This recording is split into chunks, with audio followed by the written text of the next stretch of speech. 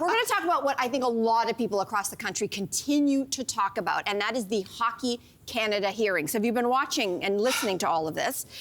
It was exasperating, maybe to say the least, for a lot of us watching Board Chair Andrea Skinner go on the defensive yesterday, insisting that leadership needs to stay in place for the sake of the organization and also for the sake of all the boys and girls playing hockey. Now, this, of course, despite what we've learned over the many, many months about the way that Hockey Canada handles sexual assault allegations. I think exasperated is one word. I've got a lot of other words that I'd like to throw out there as well, but let's first kick off with your reaction. We can't say those words on TV, No, we can't.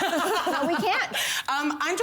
I'm kind of frustrated of the facts that keep getting dredged up by these old, around these old patriarchal institutions, not actually being the catalyst to take them to task, to usher out old management and bring in new blood. Like, $9.8 million in hush money since 1989 has been paid out to sexual assault survivors by Hockey Canada. But we're gonna keep the old guard in? Like, I can't. Yeah.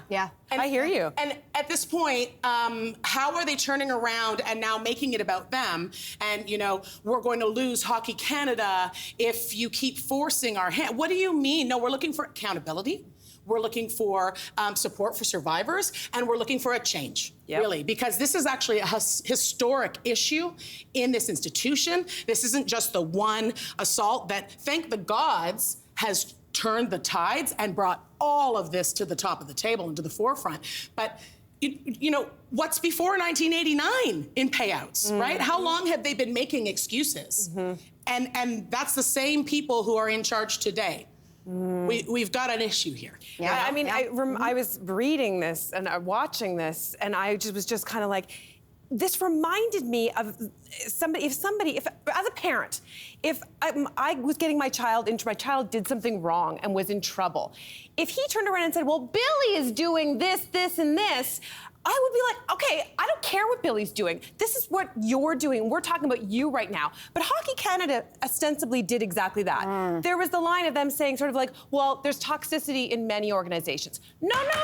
We're talking about you right now. Right. Period. Yeah. Full stop. And I think that is, in and of itself, the arrogance of not acknowledging, as you mentioned, that there could be a problem at the top and that leadership could be changed around in order to make amends. And even if they didn't want to do that, to not even then say, okay, we made mistakes. We have been looking at, we've been treating sexual violence in this institution as an insurance problem. Yeah. That in and of itself, acknowledge it and say exactly how you're planning to fix it. That would show leadership to all of the children who love this sport, all the parents who've invested in this sport. That would be true leadership. And this to me is embarrassing and disgusting. Amen. Yeah, Amen. And it's not even a matter of just lack of accountability from the top down, but what we've got here is something that has historically been protected by the institution. And you can't rebuild an institution that has issues if you keep the same pillars in place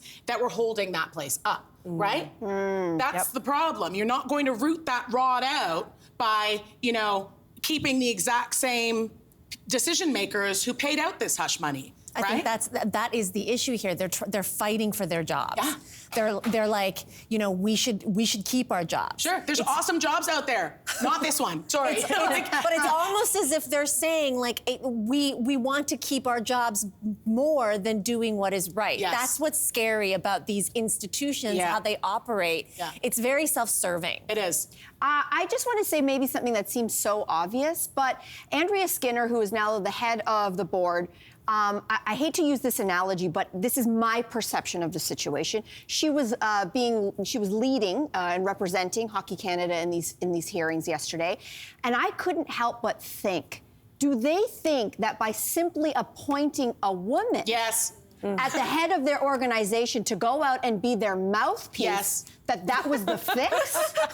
The girl couldn't be more flushed. I felt bad for her. I said, get her a cold towel. No, but dude. She needs a cold towel. And I felt for her. And listen, she can choose to be there, and she can also choose to not be there. I don't want to put it on her, but I do believe that there is a problem from the inside out. We are very well aware that the idea, well, let's just put a woman in the front of us. Always. And that's going to fix our perception problem. You know that they spent money and resources on a survey that was put out to parents and coaches, membership, asking them, hey, do you think that it's fair the way that the media is treating us?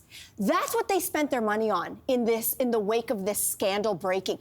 They have not spent, at least publicly, they're not going up and saying, we acknowledge we have a problem. We acknowledge the power that we wield in this world of hockey. It's like they're playing victim. And you know what's disgusting about that? There are actual victims. There are actual victims. So to have an organization that is swimming in millions of dollars say, we're the victim of media attacks and it's not fair. If I was a survivor watching that, how do you think she's feeling right now? So, I just have so many problems with this. I said it once and I'll say it again. If you do not have real consequences by either people walking away, losing their jobs, naming players' names, there will never be change. I'm sick of it. Sick of it. Hey there, wasn't that great? Do you know where you can find some equally good content? Our YouTube page. It's filled with discussions, debates, and some laughs. Head there now, like and subscribe.